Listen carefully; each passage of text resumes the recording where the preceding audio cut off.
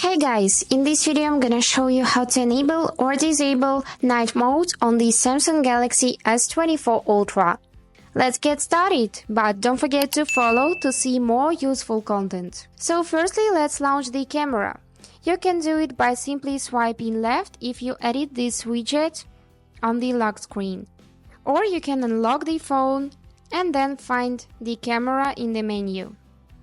So, when your phone is in a dark place, you will see this button automatically pops up. Let me show you one more time again.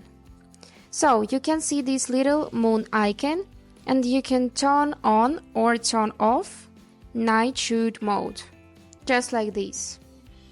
And also, if you navigate to More tab, you can choose night option from the list. And now, in night mode, the camera will select the right exposure time for the best results. If you want, you can manually select up to 25 seconds for more detailed shots. Just take a picture and your Galaxy S24 Ultra can handle the rest. So, that's all for now. I hope this video was helpful for you and thank you so much for watching.